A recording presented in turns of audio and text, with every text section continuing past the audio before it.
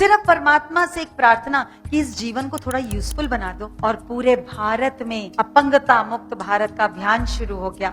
और आप ही के बड़ौदा के लोग हैं जिन्होंने अभियान लगाया है, और कोई बॉम्बे में लगा रहा है, कोई नागपुर में लगा रहा है, कोई दिल्ली में लगा रहा है, कोई कलकत्ता में, कोई पटना में, लेकिन पूरे भारत को मन से ज्यादा अपंग है या तन के वाले, मुझे लग रहा है उसने हम सबको हरा दिया। राइट है रॉन्ग? यस, ऐसा जीवन जीना है। क्या जीवन जी रहे हैं छोटा सा। वहां पे गए हुए थे, अंग लग रहे थे, एक आदमी आया 28 से 30 साल का आदमी, कंप्यूटर इंजीनियर। तो मैंने उनसे पूछा क्या हुआ आपको, तो उन्होंने बताया कि उनका लेफ्ट हैंड पूरा कट गया। कैसे कटा, मैंने पूछा। बोले कि मुझे वायरल बुखार हुआ था। वायरल बुखार में कट गया? बोले हाँ, वायरल फीवर हुआ था, मेरी बेटी 2 महीने की है, तो मैं हॉस्पिटल एडमिट होने चला गया कि कहीं उसको ना हो जाए। तो वहां जब उन्होंने कोई इंजेक्शन लगाया, कोई दवाई दी, तो वो रिएक्ट कर गई मेरे हाथ, और हाथ में जहर बन गया और मैं तो बेहोश हो गया। मेरी बीवी को उन्होंने बुलाकर बोला कि अभी के अभी हाथ नहीं काटा तो पूरा शरीर में फैल जाएगा और फिर आपके हस्बैंड बच नहीं पाएंगे। तो हाथ किया, हाथ कटना पड़ा।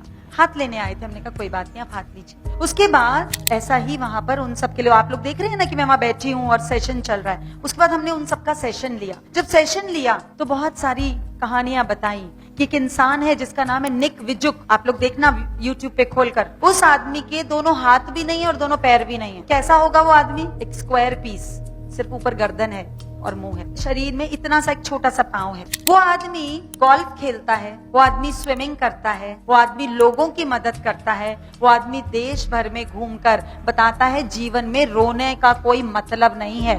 उस आदमी ने भगवान को अपने भीतर प्रकट कर लिया। हमने मंदिर जाकर फूल भी वेस्ट करे, पैसे भी वेस्ट करे, सामान भी वेस्ट किया।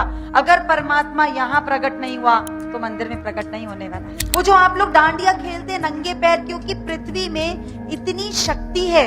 एक आदमी जिसका एक्सीडेंट हुआ, जिसकी रीढ़ की हड्डी खत्म हो गई एक्सीडेंट में, उसके बच्चा छोटा सा था, उसके बच्चे ने अपने पिता को कभी चलते ही नहीं देखा। फॉरेन में 30 साल हो गए उसको चला नहीं। इतने में कोई वहाँ संत महात्मा गए, यूरोप की बात है। उन्होंने उस आदमी को देखा, उसको बोला कि आप भारत आइए, भारत में आपके साथ मैजिक हो। यहाँ पर बोला कि आप हरिद्वार आइए। हरिद्वार गया और वहां पर उसको बोला कि आपने कुछ नहीं करना, व्हील चेयर पे जिसपे बैठते हैं बस उस पे से पैर निकालकर, ये जो गंगा मैया के पास की धरती है, बस इसमें पैर रख के रोज बैठना है आधा घंटा, सिर्फ धरती पे पैर रखना है। 1 महीने बाद वो आदमी चलने लग गया। और पूरी दुनिया के डॉक्टर्स अब रिसर्च कर रहे हैं, और ये बात हमारे ऋषि मुनियों को पुरातन काल से पता थी। इसलिए वो बोलते थे मंदिर में नंगे पैर जाओ, फेरी लगा रहे हो नंगे पैर, क्योंकि पृथ्वी में से करंट निकलता है, वो शरीर अब्सॉर्ब कर लेता है। ऑक्सफोर्ड में लेटेस्ट रिसर्च हुई है कि जो जना पूरा अपने झुककर अपने पैरों को छूता है या जमीन को छूता है, उसको कभी भी ऑस्टियोपोरोसिस और आर्थराइटिस नहीं होगा, अगर वो दिन में 5 बारी छू ले। इसलिए